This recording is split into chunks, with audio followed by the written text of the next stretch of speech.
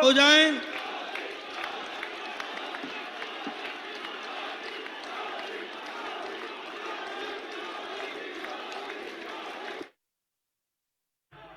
उनसे मेरी भारत माता की जो उत्साही साथी हैं, उनसे मेरी प्रार्थना है, अगर आप बैठेंगे तो अच्छा होगा। आपका आपका ये उत्साह, आपका प्यार मेरी सर आंखों पर, कृपा करके बैठिए।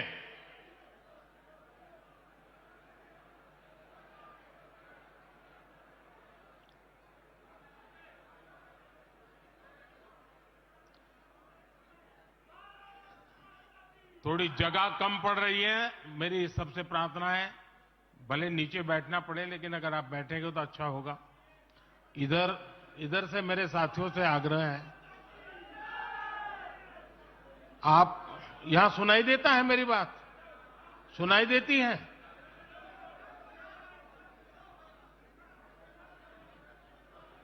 जरा प्रबंधक उस तरफ देखें भाई, जगह नहीं है तो कृपा करके आप कहीं पर भी नीचे बैठ जाइए।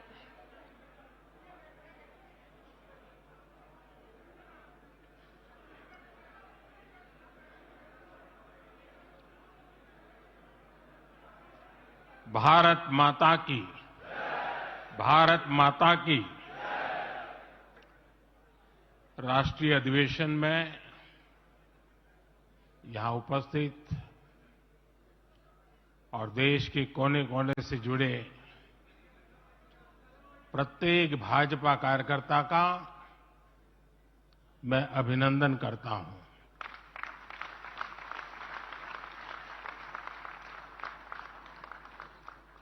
भाजपा का कार्यकर्ता साल के हर दिन 24 घंटे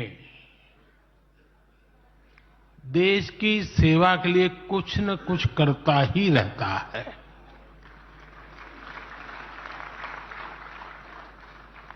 लेकिन अब अगले 100 दिन नई ऊर्जा,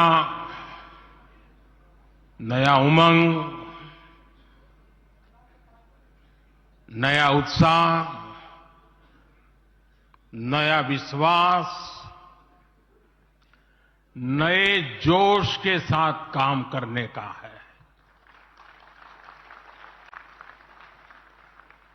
आज 18 फरवरी है और इस कालखंड में जो युवा 18 वर्ष के पड़ाव पर पहुंचे हैं, वो देश की 18वीं लोकसभा का चुनाव करने वाले हैं।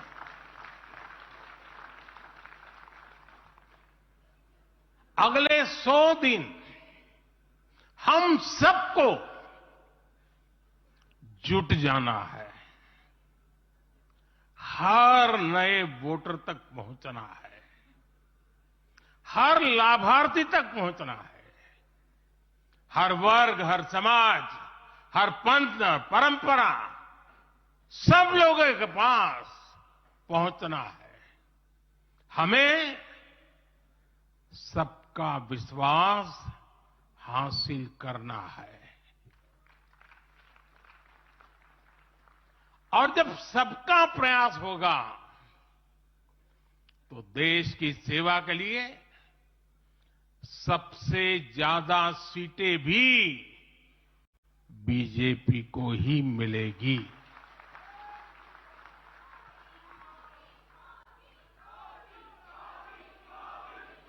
और आज कल मुझे पदाधिकारियों के साथ बैठने का अवसर मिला। कल दोपहर के से आप सबके साथ बैठने का अवसर मिला। मैं नड्डा जी को और उनकी पूरी टीम को और आप सबको बधाई देता हूं। जब मैं पदाधिकारियों की बैठक में साल भर के काम का रिपोर्टिंग सुन रहा था,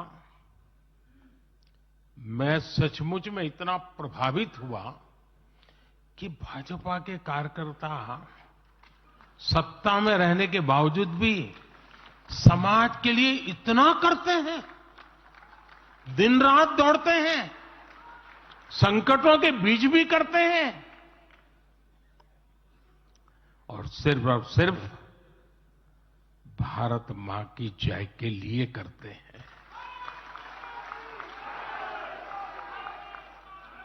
ये 2 दिन भी जो चर्चा हुआ, विचार विमर्श हुआ है, देश के उज्जवल भविष्य के लिए हमारे संकल्प को दृढ़ करने वाली हर बातें हुई है। मैं इस भव्य आयोजन के लिए, प्रेरक विषयों के लिए आप सबको भी, देश भर के कार्यकर्ताओं को भी नड्डा जी के माध्यम से सबका अभिनंदन करता हूं। साथियों, आज मैं समस्त देशवासियों की तरफ से संत शिरोमणि आचार्य श्री 108 पूज्य विद्यासागर जी महाराज को श्रद्धापूर्वक, आदरपूर्वक नमन करते हुए श्रद्धांजलि देता हूं।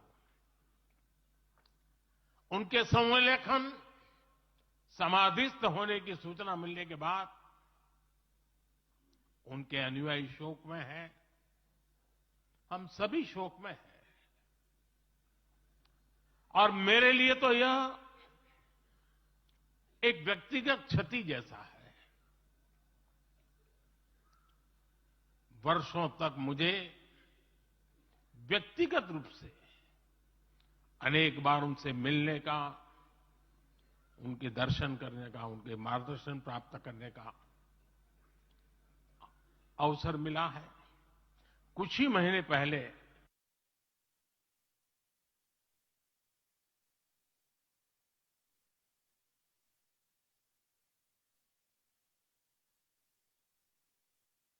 कि मैं दोबारा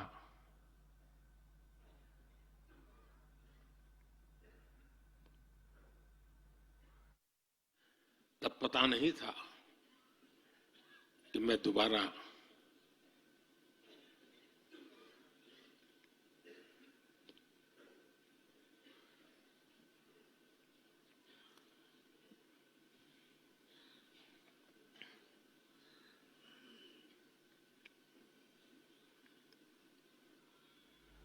दर्शन नहीं कर पाऊंगा।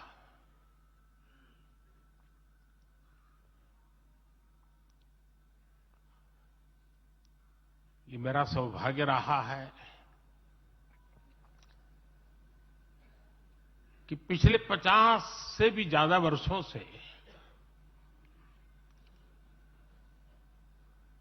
मुझे देश के गणमान्य आध्यात्मिक मूर्तियों के निकट रहने का, उनके आशीर्वाद पाने का अवसर रहा है और इसलिए मैं उस आध्यात्मिक जगत की उस शक्ति को भलीभांति जानता हूं, समझता हूं, अनुभव करता हूं। आपको सुनकर के आश्चर्य होगा कि वे तो दिगंबर परंपरा से थे। उनका जीवन कैसा होता है हम जानते हैं, लेकिन शायद ही कोई ऐसी महत्वपूर्ण घटना ऐसी नहीं होगी या मेरी तरफ से कुछ महत्वपूर्ण किसी काम में मेरा संबंध आया हो, 24 घंटे के भीतर भीतर उसका एनालिसिस करके मुझे उनका संदेश आता था। यानी कितने जागरूक थे,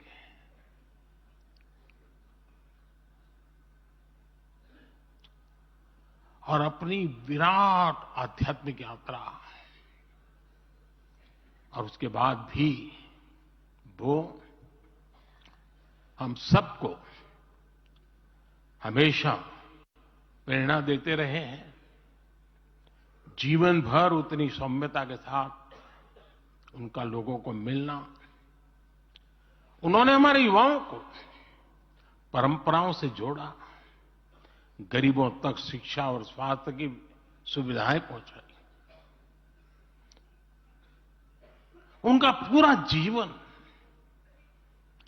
उस व्यक्ति के लिए प्रेरणा जैसा है जिसने गरीबों और वंचितों के लिए काम करने का संकल्प लिया है।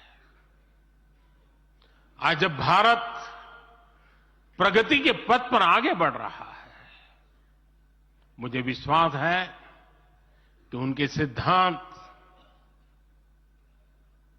और उनका आशीर्वाद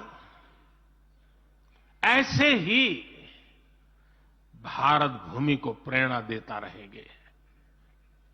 साथियों, पिछले 10 वर्षों में भारत ने जो गति हासिल की है, बड़े लक्ष्यों को प्राप्त करने का जो हौसला पाया है, यह अभूतपूर्व है साथियों।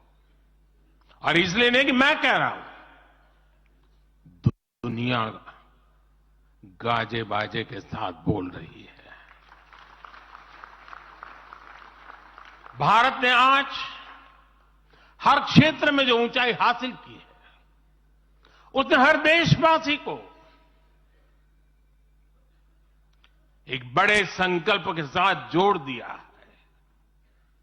और ये संकल्प है विकसित भारत का। अब देश न छोटे सपने देख सकता है और देश न अब छोटे संकल्प ले सकता है।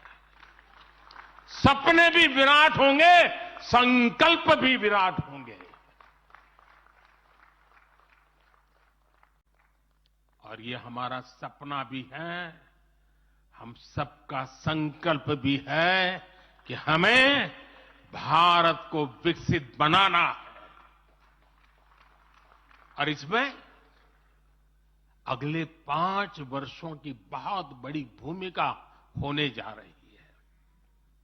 अगले 5 साल में भारत को पहले से भी कई गुना तेजी से काम करना है। अगले 5 साल में हमें विकसित भारत की तरफ एक लंबी छलांग लगानी है। लेकिन भाई और बहनों, सारे लक्ष्यों की प्राप्ति के लिए पहली शर्त है सरकार में भाजपा की जोरदार वापसी।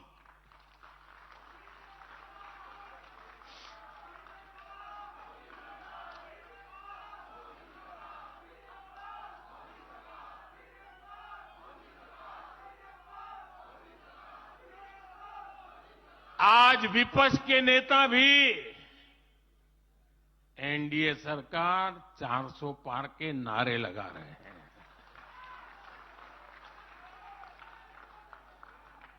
और एनडीए को 400 पार कराने के लिए भाजपा को 370 का माइलस्टोन पार करना ही होगा।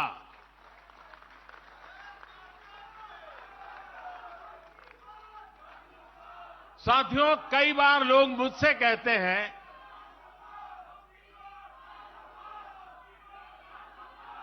मुझे कहते रहते कि अरे मोदी जी, आपने इतना तो सब कुछ क्या कर लिया, जो बड़े बड़े संकल्प आपने लिए वो तो पूरे कर लिए, अब क्यों इतनी भागदौड़ करनी। साथियों, पूरा देश मानता है 10 साल का बेदाग कार्यकाल और 25 करोड़ लोगों को गरीबी से बाहर निकालना ये सामान्य उपलब्धि नहीं है। पूरा देश मानता है हमने देश को महाघोटालों और आतंकी हमलों के खौफ से मुक्ति दिलाई है। पूरा देश मानता है हमने गरीब और मिडिल क्लास का जीवन बेहतर करने का प्रयास किया है। लेकिन जो लोग सोचते हैं कि अब बहुत हो गया, ऐसा सोचने वालों को मैं एक पुरानी घटना जरूर बताना चाहूंगा। एक बार एक बहुत बड़े नेता मुझे मिले, मेरे प्रधानमंत्री पद के दूसरे कार्यकाल पे।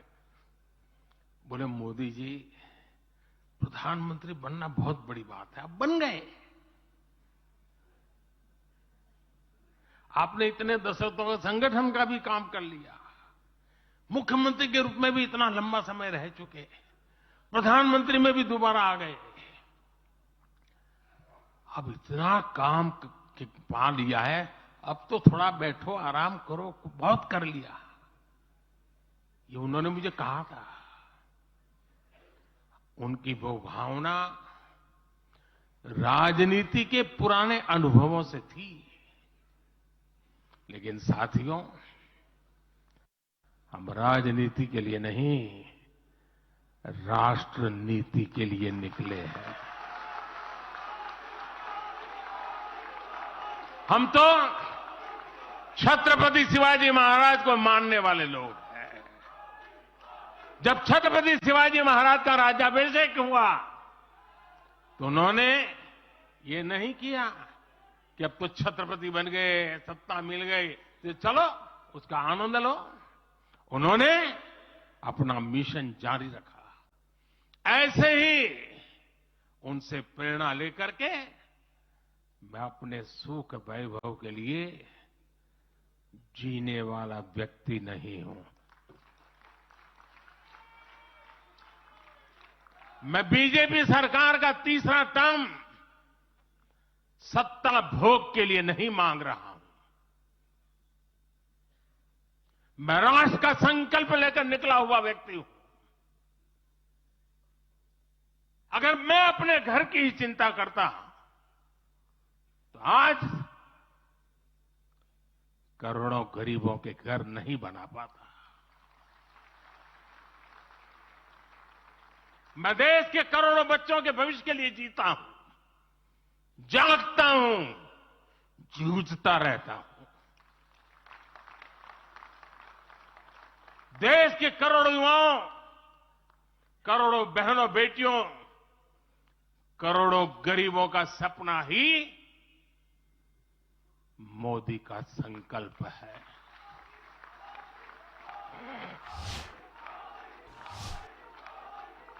और इस संकल्प की पूर्ति के लिए ही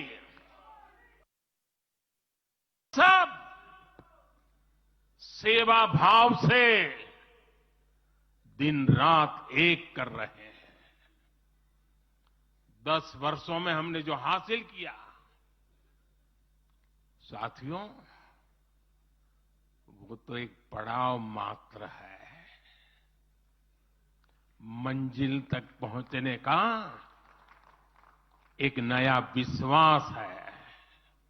अभी हमें देश के लिए,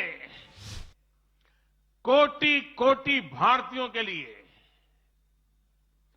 हर भारतीय का जीवन को बदलने के लिए बहुत कुछ हासिल करने का सपने हैं, संकल्प है, और उसके लिए बहुत से निर्णय भी बाकी है।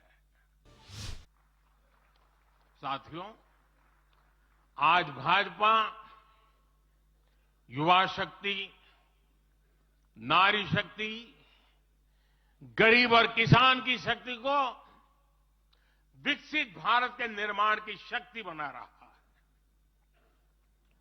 पहले लोगों को लगता था कि सरकारें बदलती हैं, व्यवस्था नहीं बदलती। हमने सच्चे अर्थ में सामाजिक न्याय की भावना से हर व्यवस्था को पुरानी सोच, पुरानी अप्रोच से बाहर निकाला। जिनको किसी ने नहीं पूछा, हमने उन्हें पूछा है। इतना ही नहीं, हमने उसको पूजा है।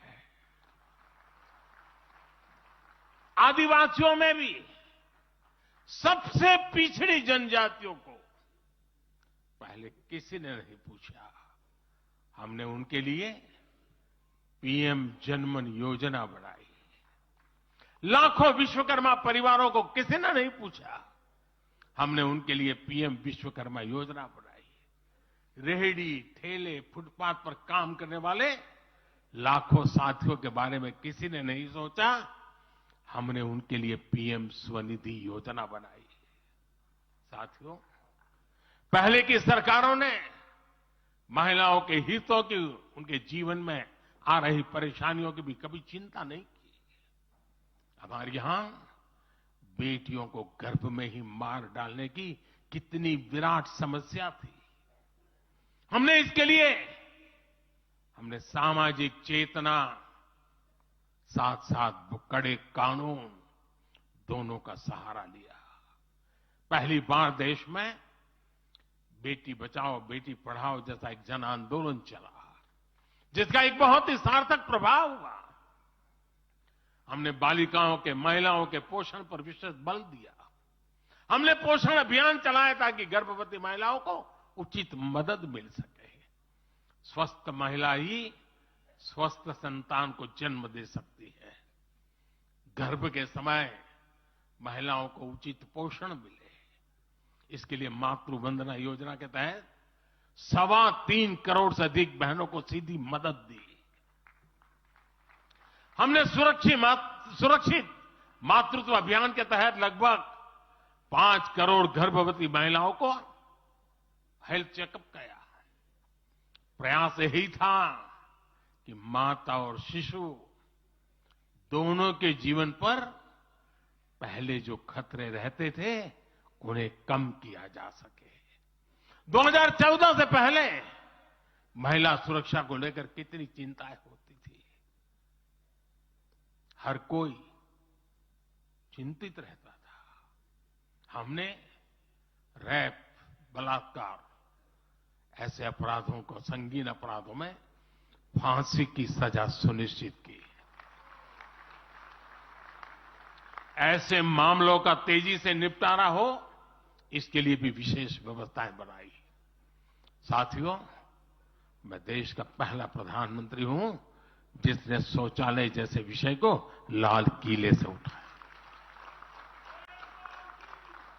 मैं देश का पहला प्रधानमंत्री हूं जिसने महिलाओं के खिलाफ अपशब्दों पर लाल किले से नाराजगी व्यक्त की थी। नारी गरिमा, नारी सम्मान हमारे लिए सर्वोपरि है। मुझे गर्व है कि पिछले 10 वर्षों में भाजपा सरकार ने महिलाओं का जीवन आसान बनाने के लिए अनेक कदम उठाए हैं। हमने 10 करोड़ उज्ज्वला गैस कनेक्शन दिया। हमने 4 करोड़ घर बनवाए, जिनमें 3 करोड़ से ज्यादा घर महिलाओं के नाम रजिस्टर हुए। हमने महिलाओं के नाम 3 करोड़ से ज्यादा घर रजिस्टर करवाकर उनको घर की मालकिन बनाया। हमने 10 करोड़ परिवारों की बहनों को पहली बार नल से जल दिया। हमने 12 करोड़ परिवारों की बहनों को टॉयलेट दिया। और टॉयलेट वो 4 दीवारी नहीं है, इज्जत घर है। हमने 1 रुपये में सुविधा सैनिटरी पैड्स की योजना शुरू की। हमने 25 करोड़ से ज्यादा महिलाओं के बैंक अकाउंट खोले। हमने 30 करोड़ से अधिक मुद्रा लोन महिला लाभार्थियों को दिए। साथियों, बहनों को आर्थिक रूप से सशक्त करने के लिए, बेटियों को नौकरी करने में आसानी हो, इसके लिए हमने अनेक कदम उठाए। हमने सेल्फ हेल्प ग्रुप से 10 करोड़ बहनों को जोड़ा। हमने 1 करोड़ बहनों को लखपति दीदी बनाया। खादी को जो फिर से नया जीवन मिला है, उसका फायदा भी सबसे अधिक गांव की बहनों को ही हुआ है। हमने प्रेगनेंसी लीव को बढ़ाकर 26 हफ्ते किया। पहले फैक्ट्रियों में या दूसरी जगहों पर महिलाओं को नाइट शिफ्ट में काम करने के लिए अनेक अड़चनें थी। हमने श्रम कानूनों में सुधार करके उनको भी दूर किया। हमने पैरामिलिट्री फोर्सेस में महिलाओं की भर्ती 2 गुने से अधिक की। हमने सेनाओं के अग्रणी मोर्चों में महिलाओं की तैनाती को सुनिश्चित किया। हमने सैनिक स्कूलों और मिलिट्री एकेडमी के दरवाजे बेटियों के लिए खोल दिए। साथियों, इस बार 26 जनवरी को कर्तव्य पथ भारत की नारी शक्ति से पूरे देश को प्रेरणा दे रहा था। साथियों, आने वाले समय में हमारी माताओं, बहनों, बेटियों के लिए अवसर ही अवसर आने वाले हैं। मिशन शक्ति से देश में नारी शक्ति की सुरक्षा और सशक्तिकरण का संपूर्ण इकोसिस्टम बनेगा। अब 15,000 महिला सेल्फ हेल्प ग्रुप को ड्रोन मिलेंगे। ड्रोन दीदी खेती में वैज्ञानिकता और आधुनिकता लाएगी। अब देश में 3 करोड़ महिलाएं लखपति दीदी बनाई जाएगी। पीएम विश्वकर्मा योजना से परंपरागत कला और शिल्प से जुड़ी बहनें सशक्त होगी। नई नेशनल एजुकेशन पॉलिसी से बेटियों को शिक्षा और स्किल के मामले में सबसे अधिक फायदा होगा। गांव के पास ही बेहतर स्पोर्ट्स इंफ्रास्ट्रक्चर बने, बेटियां हमारी स्पोर्ट्स में कमाल करेगी। साथियों, आज जब मैं बीते 10 वर्षों की तरफ नजर डालता हूं तो कितना ही कुछ याद आता है। ये 10 वर्ष साहसिक फैसलों, दूरगामी निर्णयों के नाम है। जो काम सदियों से लटके थे, हमने उनका समाधान करने का साहस करके दिखाया है। अयोध्या में भव्य राम मंदिर का निर्माण करके हमने 5 सदियों का इंतजार खत्म किया है।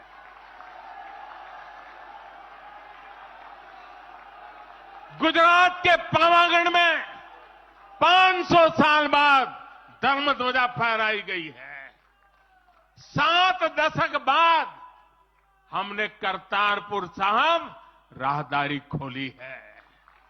7 दशक के इंतजार बाद देश को आर्टिकल 370 से मुक्ति मिली है। लगभग 6 दशक बाद राजपथ कर्तव्य पथ के नए स्वरूप में सामने आया है। 4 दशक बाद आखिरकार 1 रैंक 1 पेंशन की मांग पूरी हुई है। 3 दशक बाद आखिरकार देश को नई राष्ट्रीय शिक्षा नीति मिली है। 3 दशक बाद आखिरकार लोकसभा और विधानसभा में महिलाओं को आरक्षण मिला है। 3 तलाक की बुराई के लिए विरुद्ध कड़ा कानून बनाने का साहस भी हमने दिखाया है। दशकों से नए संसद भवन की जरूरत महसूस हो रही थी, उसे हमने ही पूरा किया। यह प्रत्येक भाजपा कार्यकर्ता का सौभाग्य है कि वैसी अनेक सिद्धियों का निमित्त बन सके। साथियों, कोई भी देश हो, वो अपना भविष्य तभी संवार सकता है जब वह अपने इतिहास को सहज कर रखता है। बीते वर्षों में भारत ने अपने इतिहास को सहेजा भी है, संवारा भी है। हमने नेशनल वॉर मेमोरियल का निर्माण किया। हमने राष्ट्रीय पुलिस स्मारक बनाई। हमने अंडमान में नेताजी सुभाष और परमवीर चक्र विजेताओं के नाम पर द्वीपों का नामकरण किया। हमने दांडी में नमक सत्याग्रह का आधुनिक स्मारक का निर्माण किया। हमने बाबा साहब आंबेडकर से जुड़े पंचतीर्थ को विकसित किया। हमने रांची में भगवान बिरसा मुंडा की स्मृति में म्यूजियम बनाया। सरदार पटेल को समर्पित स्टैच्यू ऑफ यूनिटी हमारे कार्यकाल में बनी। 31 अक्टूबर को राष्ट्रीय एकता दिवस हमारी सरकार ने घोषित किया। 15 नवंबर को जनजातीय गौरव दिवस के रूप में घोषित करने का अवसर हमें मिला। 14 अगस्त को विभाजन विभीषिका दिवस के रूप में याद करने का निर्णय हमारी सरकार ने लिया। 26 दिसंबर को हमने साहिबजादों की स्मृति में वीर बाल दिवस घोषित किया। 26 नवंबर को संविधान दिवस घोषित करने का फैसला भी हमारी सरकार ने किया और 21 जून को संयुक्त राष्ट्र ने इंटरनेशनल योगा डे भी हमारी ही सरकार के प्रयासों से घोषित किया। साथियों, विपक्ष के हमारे दल भले ही योजनाओं को पूरा करना न जानते हो, लेकिन झूठे वादे करने में इनका कोई जवाब नहीं रहा है। बावजूद इसके आज एक वायदा करने से ये सारे राजनीतिक दल घबराते हैं। एक भी राजनीतिक दल के मुंह से नहीं सुना होगा आपने। जो वायदा हम कर रहे हैं ना, इसका जिक्र तक करने का उनमें सामर्थ्य नहीं है।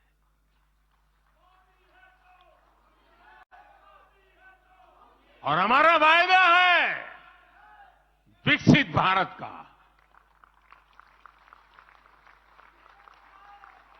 इन लोगों ने स्वीकार कर लिया है कि ये लोग भारत को विकसित नहीं बना सकते। सिर्फ और सिर्फ बीजेपी ही ऐसी पार्टी है, एनडीए ही ऐसा एक गठ है जिसने इसका सपना देखा है।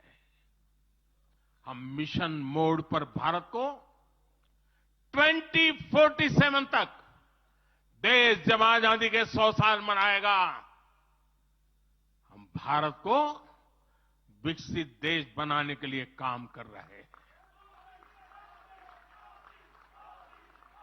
हमने तीसरे टर्म में भारत को दुनिया की तीसरी बड़ी आर्थिक ताकत बनाने का संकल्प लिया है, और ये मोदी की गारंटी है।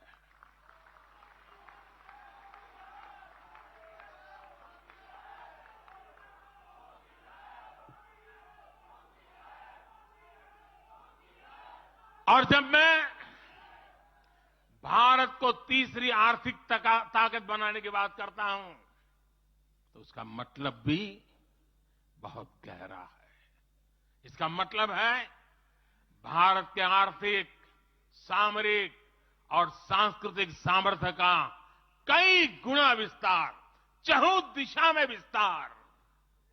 साथियों, हम इसके लिए कितनी तेजी से काम कर रहे हैं, इसका हिसाब लगाना भी जरूरी है। भारत को, यह आंकड़ा याद रखिए, भारत को $1 ट्रिलियन की अर्थव्यवस्था बनने में लगभग 60 साल लगे थे। 60 साल। 2014 में जब देश ने हमें अवसर दिया तो 2 ट्रिलियन मार्क भी बहुत बड़ा लग रहा था, लेकिन 10 वर्षों में हमने अपनी अर्थव्यवस्था में $2 ट्रिलियन और जोड़ दिया। एक के लिए 60 साल, 10 साल में 2 और जोड़ दिया। जब भारत दुनिया की 11वें नंबर की अर्थव्यवस्था था और 11 से 10 पर आने में दम उखड़ गया उनका, हम 11 से 5 पर ले आए। अर्थव्यवस्था जब 11 नंबर पर थी, तब इंफ्रास्ट्रक्चर का बजट सिर्फ 2 लाख करोड़ रुपए भी नहीं बन पाता था। आज भारत 5वें नंबर की अर्थव्यवस्था है, तो भारत का इंफ्रा बजट 11 लाख करोड़ को पार कर चुका है। इसी वजह से आज गरीबों को 1 करोड़ों घर बन रहे हैं। आज गरीबों के घर तक पानी पहुंच रहा है।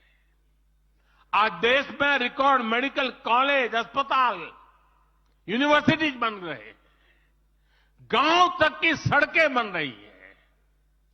जब भारत दुनिया की टॉप 3 अर्थव्यवस्थाओं में आएगा, तो आप कल्पना कर सकते हैं कि विकास कार्यों के लिए हमारे पास कितनी ज्यादा पूंजी होगी।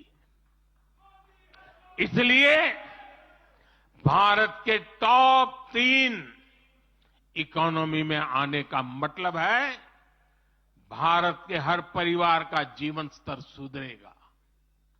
भारत के हर परिवार की आय बहुत अधिक बढ़ जाएगी। भारत का पब्लिक ट्रांसपोर्ट और आधुनिक बनेगा। भारत में रोजगार के लिए नए सेक्टर खुलेंगे, रोजगार के और ज्यादा मौके मिलेंगे। भारत के युवाओं को भारत में ही फंडिंग के ज्यादा से ज्यादा अवसर आएंगे। भारत की महिलाओं को हर मोर्चे पर आगे बढ़कर नेतृत्व करने का मौका मिलेगा। हमारे किसान लेटेस्ट टेक्नोलॉजी से जुड़कर काम करेंगे, कृषि उत्पाद में वैल्यू एडिशन करेंगे, लोगों की जीवन बेहतर बनाने के लिए देश में पर्याप्त संसाधन और आवश्यक व्यवस्थाएं मौजूद होगी। साथियों, मुझे खुशी है कि आज विकसित भारत अभियान की बागडोर भी भारत के युवाओं ने संभाली है। पिछले 1.5 साल में विकसित भारत के संकल्प से जुड़े सुझावों के लिए, और लोगों को ऐसा लगता होगा कि हम बात पता, ऐसा नहीं है, इस पर हम 1.5 साल से चुपचाप काम कर रहे हैं। सरकार की मशीनरी को लगाया है और आपको जानकर के खुशी होगी, अब तक 15 लाख लोगों से ज्यादा लोगों ने विकसित भारत कैसा हो, रोडमैप कैसा हो, इनिशिएटिव कैसे हो, नीतियां कैसी हो, इसमें विचार विमर्श हुआ है। लोगों ने अपने आइडियाज दिए हैं और आपको जानकर के और खुशी होगी, इन 15 लाख में से आधे से ज्यादा वो लोग हैं जिनकी उम्र 35 से कम है। पूरी युवा सोच के साथ हम आगे बढ़ रहे हैं। इन लाखों युवाओं ने विकसित भारत का रोड मैप सुझाया है। साथियों, युवा ऊर्जा से भरा हुआ भारत आज अपने लिए बड़े लक्ष्य तय कर रहा है, और जो लक्ष्य तय करता है अपनी आंखों के सामने उसे प्राप्त भी करता है। हम 2029 में 2029 में भारत में यूथ ओलंपिक के लिए तैयारी कर रहे हैं। हम 2036 में भारत ओलंपिक खेलों की मेजबानी करें, इसके लिए काम कर रहे हैं। हम 2030 तक हमारी रेलवे को नेट जीरो टारगेट पर ला करके कार्बन मुक्त करने की दिशा में काम कर रहे हैं। हम 2030 के बजाय अपनी टारगेट डेट से 5 साल पहले ही पेट्रोल में 20% इथेनॉल ब्लेंडिंग का लक्ष्य भी हासिल कर लेंगे। भारत 2070 तक नेट जीरो के लक्ष्य को हासिल करने के लिए भी नीतियां बना रहा है। इसका अर्थ है कि आने वाले समय में हमारे देश में अनगिनत ग्रीन जॉब्स बनेगी। साथियों, विकसित भारत वो नहीं होगा जिसका भविष्य भाग्य के भरोसे हो। इसलिए दूसरे देशों पर भारत की निर्भरता को हम तेजी से कम कर रहे हैं। इसलिए हम देश के लिए बड़े लक्ष्य बना रहे हैं और उनके लिए योजनाबद्ध तरीके से काम भी कर रहे हैं। भविष्य में हम एक ऐसा भारत देखेंगे जिसे लाखों करोड़ रुपए का खाद्य तेल बाहर से लाने की जरूरत नहीं होगी।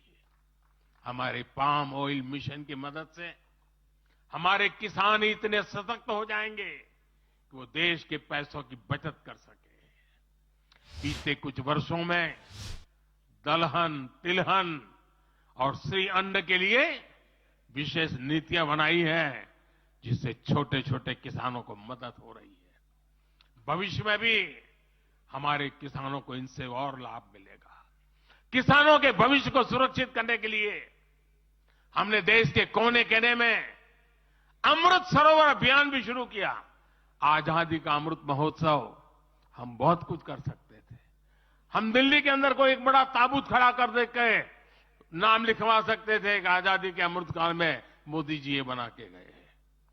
हमने आजादी के अमृत वर्ष को जन आंदोलन बनाया और काम क्या किया? तालाब बनाए। हर गांव में जब तालाब बनते हैं ना, वो किसान को सुरक्षित करते हैं, शुद्ध पानी की गारंटी देते हैं, जमीन उर्वरक बना देते हैं। लंबे भविष्य को सोच करके ऐसे काम हम करते हैं। और इस अभियान के तहत देश में अब तक 60,000 से ज्यादा नए सरोवर बनाए जा चुके हैं। 60,000 तालाब शायद ही किसी सरकार के नसीब में इतना बड़ा काम करने का सौभाग्य आया होगा। ये सरोवर जल सुरक्षा सुनिश्चित करने में किसानों की मदद करेंगे। आज ग्रीन हाइड्रोजन से जुड़े अभियान और सोलर रूफटॉप मिशन के कारण देश रिन्यूएबल एनर्जी के क्षेत्र में भी तेजी से आगे बढ़ रहा है। बहुत जल्द भारत दुनिया का सेमीकंडक्टर हब बनेगा और इससे पूरी दुनिया में नई कंप्यूटिंग रिवॉल्यूशन को भी भारत गति देने का निमित्त बनने वाला है। पोर्ट लेड ग्रोथ से पब्लिक ट्रांसपोर्ट तक आने वाले समय में हर क्षेत्र को नई ऊंचाई मिल सकेगी। साथियों, भाजपा आज देश का एकमात्र दल है जो एक भारत श्रेष्ठ भारत की भावना के प्रति इतना आग्रही भी है और इतना समर्पित भी है। मैं पिछले महीने के अपने अनुभवों को भी कभी भूल नहीं सकता। इस दौरान मुझे भगवान श्री राम से जुड़े कई स्थानों में भ्रमण करने का अवसर मिला। मेरा 11 दिन का अनुष्ठान चल रहा था। उस अनुष्ठान के दरमियान मैं नासिक, लेपाक्षी, त्रिप्रयार, श्रीरंगम, रामेश्वरम, धनुषकोडी, मैं इन जगहों पर एक सामान्य साधक के तौर पर गया था।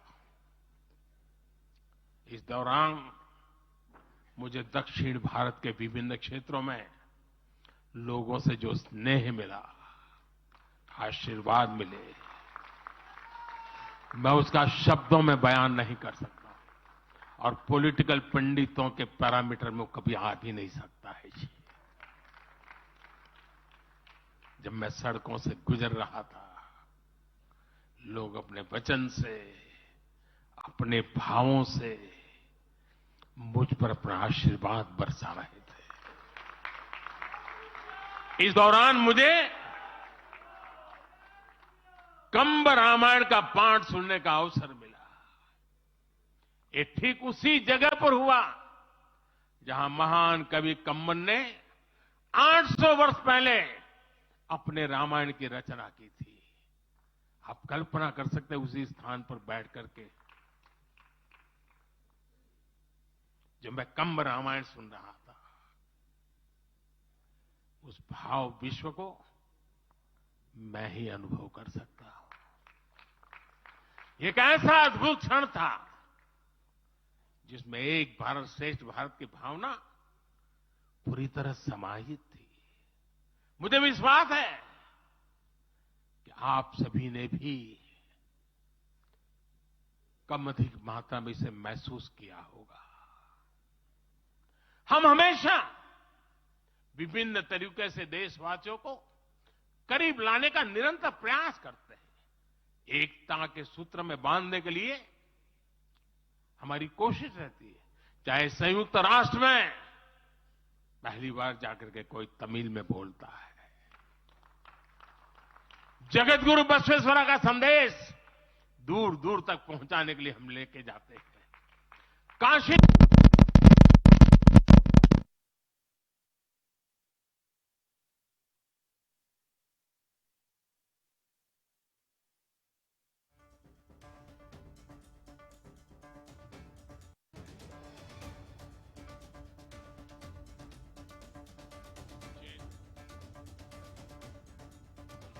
हम हर राज्य में लेकर के जाते हैं। हमारे राजभवनों में हर राज्यों के स्थापना दिवस मनाए जाते हैं। कोई भी राज्य भवन होगा, नागालैंड का भी वहां स्थापना दिवस मनाया जाएगा और गुजरात का भी मनाया जाएगा, महाराष्ट्र का भी मनाया जाएगा, गोवा का भी मनाया जाएगा। हर राजभवन में राष्ट्रीय एकता का एक प्रकार से उत्सव बना दिया जाता है। हम अपनी विविधता को सेलिब्रेट करते हैं। एक भारत श्रेष्ठ भारत की भावना हमारे दिल के बहुत करीब है। इसे मजबूत बनाने के लिए हम काम करते हैं। साथियों, एक भारत श्रेष्ठ भारत की भावना हमारी गवर्नेंस में भी दिखाती है। हर क्षेत्र के विकास पर हमारा पूरा फोकस है। नॉर्थ ईस्ट का उदाहरण आपके सामने है। पहले की सरकारों में नॉर्थ ईस्ट को पूरी तरह अनदेखा कर दिया गया, क्योंकि पार्लियामेंट की सीटें कम है, उनका इंटरेस्ट ही नहीं था। हम वोट और सीटों के हिसाब से काम नहीं करते। मेरे लिए तो मेरे देश का हर कोना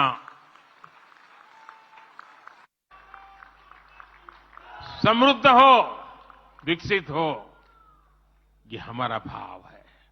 आज चाहे सियाचिन हो या फिर देश के आकांक्षी जिले हो, कोई हमसे दूर नहीं है। वो गांव जिन्हें पहले आखिरी गांव कहा जाता था, हमारे लिए देश के वो पहले गांव बन गए। और मेरे सारे कैबिनेट के मंत्री उन गांवों में रात बिता करके आए।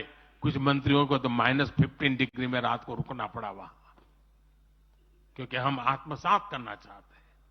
हमारे लिए देश का हर हिस्सा महत्वपूर्ण है, हर हिस्से पर हमारा फोकस है। साथियों, जो भी राजनीति में दिलचस्पी रखता है और जिसके लिए लोकतांत्रिक मूल्य प्रमुख रहते हैं, वो भी अगर न्यूट्रल है तो पब्लिकली हमारी प्रशंसा करते हैं, न्यूट्रल नहीं है तो खानगी में तो कर ही देते हैं। इसकी एक बड़ी वजह है, हमने समय के साथ खुद को सकारात्मकता के साथ बदलने का प्रयास किया है। हमने अपनी राजनीतिक व्यवस्था को नए और आधुनिक विचारों के लिए खुला रखा है। आजादी के बाद वर्षों तक जिन्होंने हमारे देश पर शासन किया, उन्होंने एक व्यवस्था बना दी थी। उस व्यवस्था में कुछ बड़े परिवारों के लोगों को ही सत्ता के केंद्र में रहे, उनके आसपास रहने वाले लोगों को ही राजनीतिक ताकत मिलती रही। अहम पदों पर परिवार के करीबियों को ही आगे बढ़ाया गया। हमने इस व्यवस्था को भी बदल दिया। हमने नए लोगों को मौका दिया कि वो हमारी व्यवस्था का हिस्सा बने और परिणाम ला करके दिखाएं। इससे व्यवस्था में नयापन आया और इसका लोकतांत्रिक स्वरूप कायम रहा। हमारी कैबिनेट में रिकॉर्ड संख्या में नॉर्थ ईस्ट के मंत्री हैं। नागालैंड से पहली बार एक महिला राज्यसभा में सांसद बन गई है। हमें गर्व है कि हमने पहली बार त्रिपुरा के व्यक्ति को काउंसिल ऑफ मिनिस्टर्स के अंदर स्थान दिया है। पहली बार हमारी सरकार में अरुणाचल प्रदेश को कैबिनेट मिनिस्टर मिला है। पहली बार गुर्जर मुस्लिम को राज्यसभा के लिए नॉमिनेट किया गया है। हमारी सरकार में ही गोवा से कैबिनेट मंत्री बनाया गया। हमें गर्व है कि हम बीजेपी के एक ऐसी संस्कृति का हिस्सा हैं जो मंत्रालय में रिकॉर्ड ओबीसी प्रतिनिधित्व सुनिश्चित किया जाता है। अमित भाई ने इसका विस्तार से वर्णन किया, इसलिए मैं ज्यादा साथियों, हमारी सरकार सबके लिए है। सबका साथ, सबका विकास हमारे काम से ही झलकता है। हमें गर्व होता है जब करतारपुर साहिब कॉरिडोर के द्वारा लाखों सिख श्रद्धालुओं की आध्यात्मिक इच्छाएं पूरी होती है।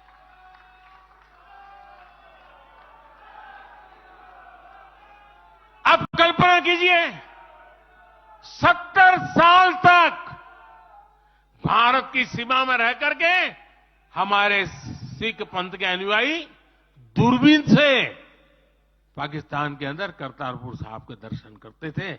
हमने रास्ते खोल दिए दोस्तों।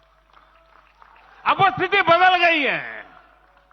हमने लंगर की वस्तुओं से जीएसटी भी हटा दिया। हमने स्वर्ण मंदिर के लिए एफसीआर रजिस्ट्रेशन सुनिश्चित किया, जिससे विदेशियों को सेवा करने का अवसर मिला है। पहली बार वीर बाल दिवस मनाकर हमने सत्य और न्याय के लिए बलिदान देने वाले साहसजादों को, शौर्य को सम्मान दिया। आज केरल का बच्चा भी जानता है कि साहबजादे का बलिदान कैसा था। नागालैंड का बच्चा भी जानता है कि साहबजादों ने कितना बड़ा बलिदान दिया था।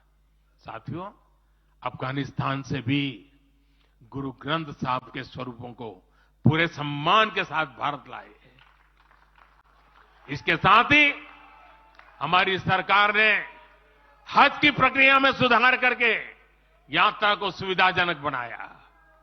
आज बिना महरम के हज करना भी संभव हुआ है।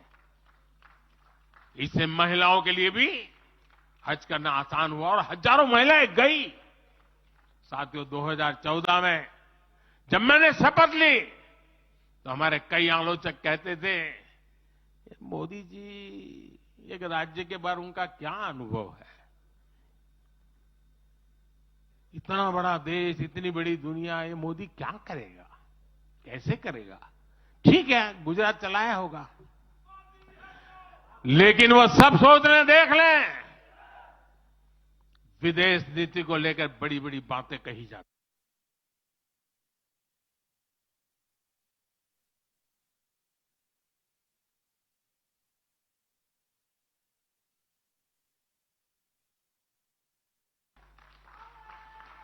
आज पश्चिमी एशिया के देशों से हमारे संबंध अब तक की सबसे मजबूत स्थिति में है। 2015 में जब मैं यूएई गया था पहली बार, आप हैरान हो जाएंगे, मेरे पहले 34 साल तक देश का प्रधानमंत्री वहां नहीं गया था। सोचिए किस तरह हमने उस पूरे क्षेत्र को छोड़ रखा था। कांग्रेस की सरकारें पूरे वेस्ट एशिया को सिर्फ पाकिस्तान के संदर्भ में देखा करती थी। उन्हें भारतीयों की शक्ति और उनके विश्वास पर भरोसा ही नहीं था। लेकिन आज भारत इस क्षेत्र से संबंधों का नया अध्याय लिख रहा है। पहले लोग सोचते थे कि बस तेल का इंपोर्ट कर लेते हैं और यहां से कुछ लेबर बेच देते हैं ताकि उनको रोजी रोटी मिल जाए। नहीं, अब ऐसा नहीं है। आज ट्रेड, टेक्नोलॉजी, टूरिज्म, ऐसे अनेक क्षेत्रों में हमारे संबंध बहुत बेहतर हैं और हम निरंतर विकास कर रहे हैं। यहां तक कि अरब के 5 देशों ने मुझे अपना सर्वोच्च सम्मान तक दिया है। यह सम्मान मोदी का नहीं है, 140 करोड़ भारतीयों के सामर्थ्य का सम्मान है। और भाइयों बहनों, विदेश नीति के जो भी जानकार हैं, वो विदेश से मिले हर संकेत भी पकड़ ले रहे होंगे। आज अलग अलग देशों में सत्ता और विपक्ष के दल ये खुलकर मानते हैं कि भारत के सशक्त होने से पूरी दुनिया का हित होने वाला है। ये पूरी दुनिया मानने लगी है। आज हर महाद्वीप में भारत का सम्मान, भारत की ताकत बढ़ रही है। हर देश भारत से गहरे संबंध बनाने पर जोर दे रहा है। और इन सब के बीच कोई देश हमारी सरकार से बातचीत के लिए, आप जानकर के हैरान होंगे, अभी तो चुनाव बाकी है, लेकिन मेरे पास जुलाई, अगस्त, सितंबर के डेट पड़े हुए निमंत्रण दे करके। इसका अर्थ क्या है? इसका अर्थ है कि दुनिया के विभिन्न देश भी बीजेपी की सरकार की वापसी को लेकर पूरी तरह आश्वस्त है। वो भी जानते हैं, दुनिया का हर देश जानता है, दुनिया की हर शक्ति जानती है, आएगा तो साथियों, कांग्रेस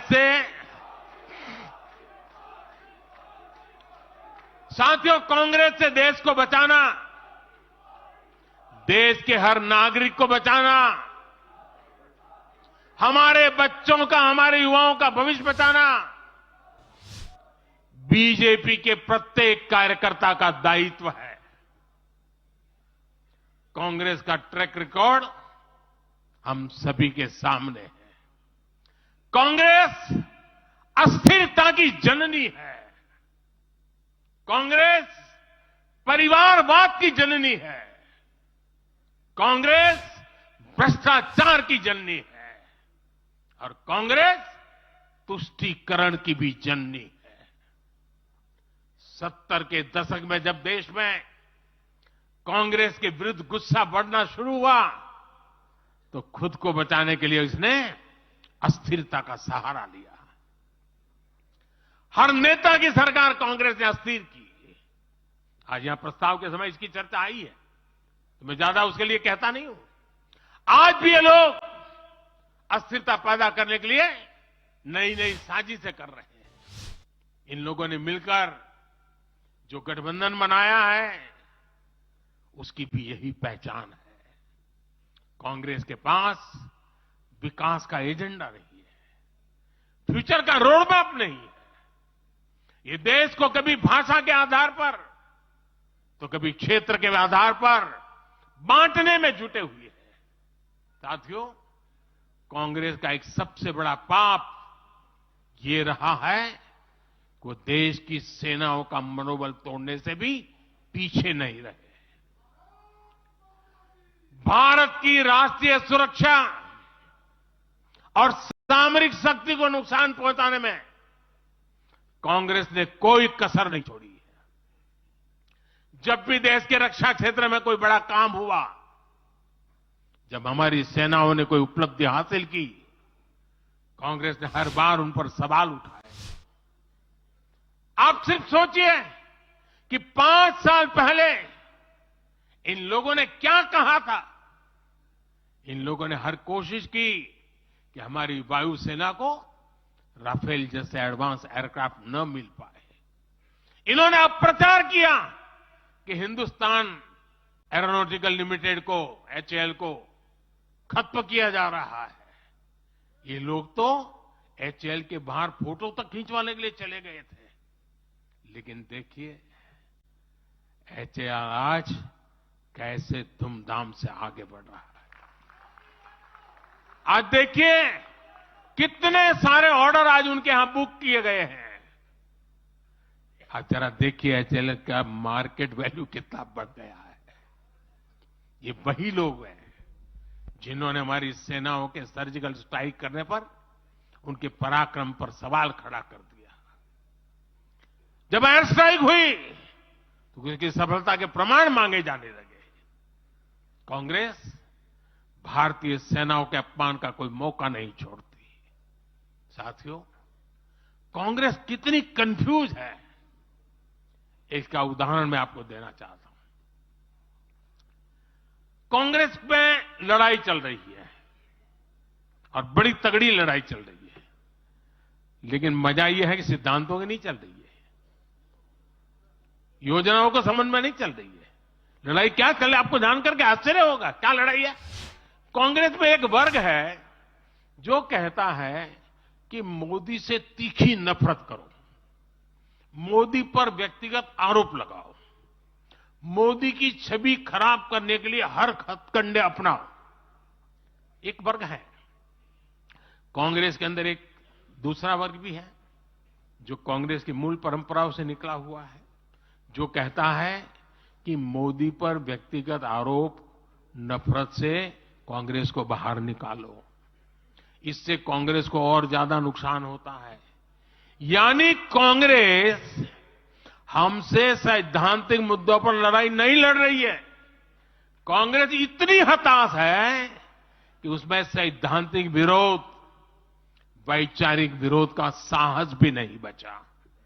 इसलिए गाली गलौज और मोदी पर झूठे आरोप ही उनका एकमात्र एजेंडा बन गया है।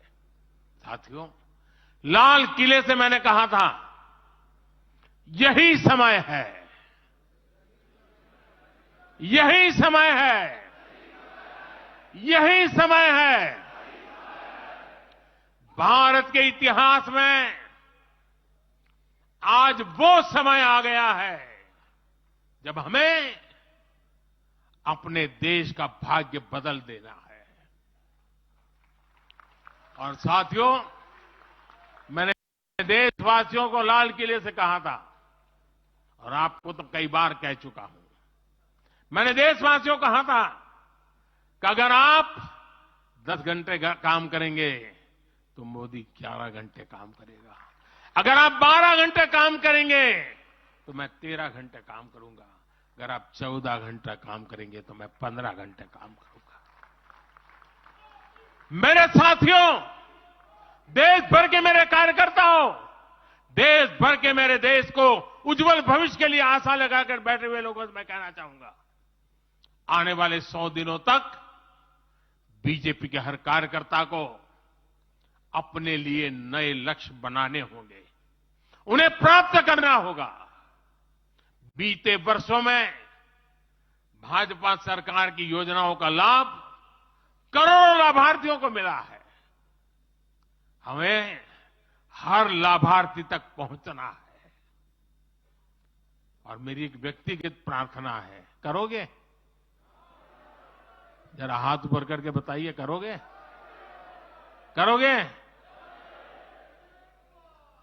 हर लाभार्थी के पास जाइए, उनको कहना कि प्रधान सेवक नरेंद्र मोदी ने उन्हें प्रणाम कहा है।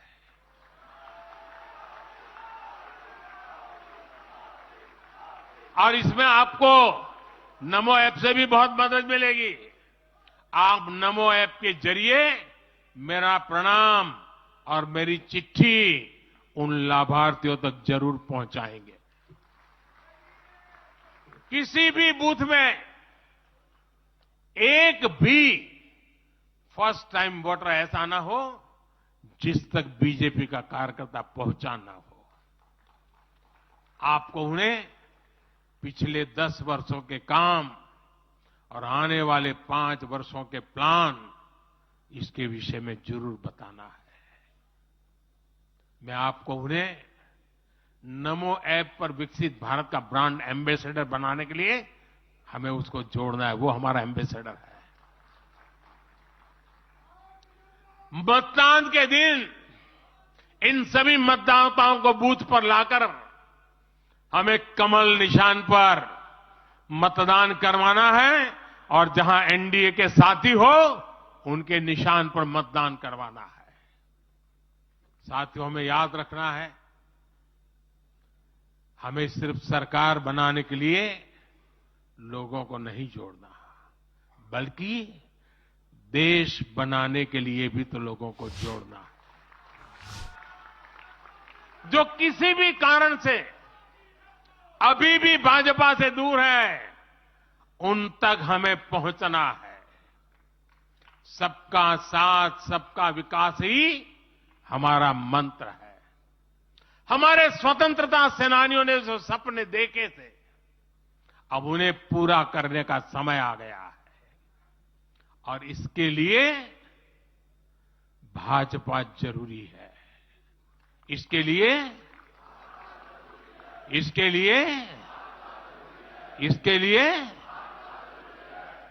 लिए भाजपा सरकार जरूरी है।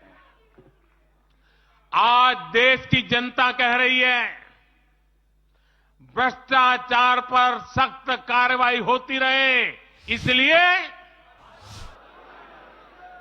महंगाई पर लगाम लगी रहे, इसलिए देश के दुश्मनों में डर बना रहे, इसलिए निवेश और नौकरी के अवसर बढ़ते रहे, इसलिए भारत तीसरी बड़ी सबसे आर्थिक ताकत बने, इसके लिए भारत में तेजी से इंफ्रास्ट्रक्चर का निर्माण हो, इसलिए आत्मनिर्भर भारत अभियान सफल हो, इसलिए करोड़ों भारतीयों को मुफ्त राशन मिलता रहे, इसलिए किसानों को सम्मान निधि मिलती रहे, 100% लाभार्थी तक तेजी से लाभ पहुंचे, इसलिए साथियों, आप यहां से एक नए संकल्प के साथ अपने क्षेत्र में जाएं। अब की बार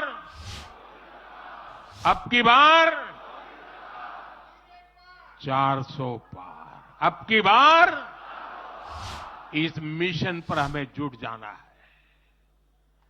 आप सबको मेरी तरफ से अनेक अनेक शुभकामनाएं हैं। मेरे साथ बोले, भारत माता की, भारत माता की, भारत माता की। मैं समझता हूं अभी वंदे मातरम होने वाला है।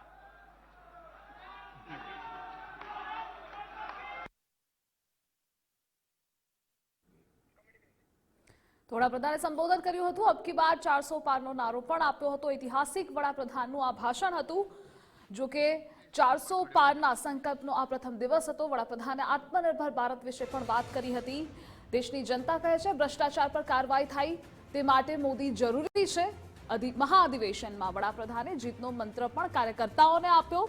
અબ કી બાર 400 પાર મોદીની ગેરંટી વિશે પણ તેઓએ ચર્ચા કરી હતી. તો વિપક્ષને પણ આડે હાથ લીધી હતી, પ્રહારો કર્યા હતા. જે પણ આગળની સરકારે કર્યું છે તેના કરતા મોદી સરકાર દ્વારા શું કરવામાં આવ્યું છે, જેટલી પણ યોજનાઓ એ જન જન સુધી પહોંચી રહી છે. વિકસિત ભારત મોદીની ગેરંટી વિશે પણ તેમણે વાત કર્યું હતું. આપણે સરકાર નહીં પણ દેશ બનાવવા માટે એક થવાનું છે. જો કે ભ્રષ્ટાચાર સામે પણ અમે કાર્યવાહી કરી છે.